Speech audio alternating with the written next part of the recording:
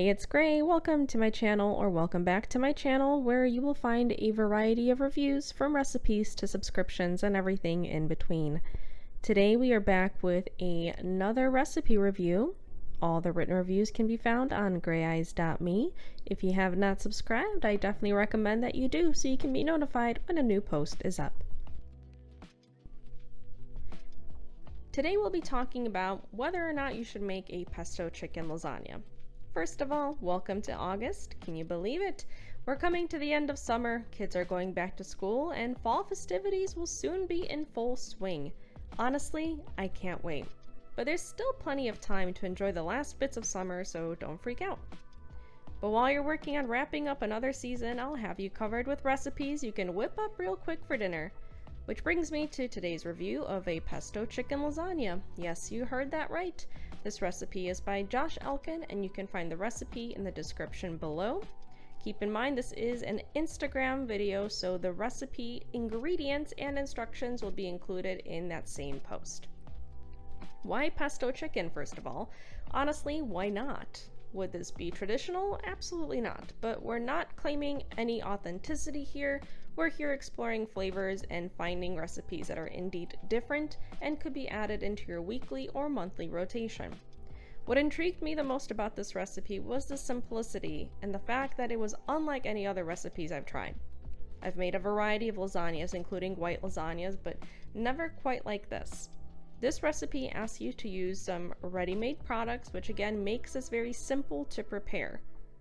If you were preparing the pesto from scratch as well as the white sauce, then yeah, it would take you a bit longer.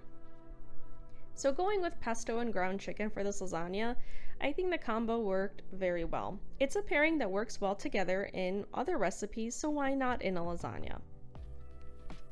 Now, is the pesto chicken lasagna super decadent? When reviewing this recipe, I was worried that it would be one of those recipes that is just too over the top, too cheesy and heavy and just blech. There's a time and place for delicious greasy food, but not something I want to comfortably add into my recipe rotation. This recipe was surprisingly as you'd expect from lasagna. Yes, it's not something you make and eat every single day or even every week, but at least consuming the lasagna wouldn't result in a stomachache immediately after eating. Now, I say this as someone who gets pretty bad stomach aches if I eat something that is just a bit too greasy. If you're lactose intolerant and eating this lasagna, then for sure you wouldn't feel too good after eating, just saying. I hope that makes sense. Yes, it's heavy because it's a stacked lasagna that has layers of cheese, cream sauce, and pasta. But the grease isn't pooling to the point it's not appetizing. Frankly, I had none of that. Everything baked very nicely and kept its shape. What about the pasta? So the recipe calls for ready-to-bake pasta sheets, and those are the ones that I used.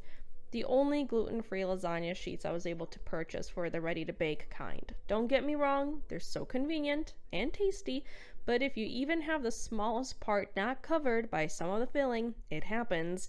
Please don't act shocked. It will crisp up and will sooner char than cook evenly. My lasagna's bottom layer was more hard pieces of lasagna than I wanted. I'd consider using a different casserole dish next time or simply using more filling per layer, but that's just one recommendation. So 2 things I'd recommend if you're in this situation. Use fresh pasta or the kind that requires boiling first before baking. You'll ensure that the pasta is cooked through and it will embrace more filling. Use a smaller casserole dish so you can ensure every little bit of the ready-to-bake pasta is covered with a thick layer of the filling. Those are just my 2 recommendations. My overall grade is a 4.5 out of 5. I sincerely enjoyed this recipe, and even more so because I have leftovers. I love seeing recipes that add a different spin to something that is already so very much enjoyed. Now, I wouldn't call this authentic, but more a fusion of flavors, which I think should certainly be acknowledged. I love that this recipe wasn't difficult to make, and then you can sub in store-bought ingredients to really help speed up the process. The only things I would change: using pasta that is not ready to bake. That's the only thing that really irked me, but that may very well be the brand that I'm using, and even my casserole dish, so I'll take this upon as an execution oopsie. However, I would add that I would have liked to see more written instructions from Josh. I'm one of those people that studies recipes before I make them, and especially before I review them. While everything seems to be in this quick to deliver format, it would still be nice to have a few sentences written out instead of just an ingredient list. Overall, would I make this again? Yes. Do I recommend that you give it a try? For sure. I really enjoyed making this and eating this, and I sure hope you will too. If you enjoyed this week's review and would like to see more, don't forget to like the video and subscribe to the channel, and check out my other socials for all of my additional content. I hope you have a great day, and until next time, stay gray amazing.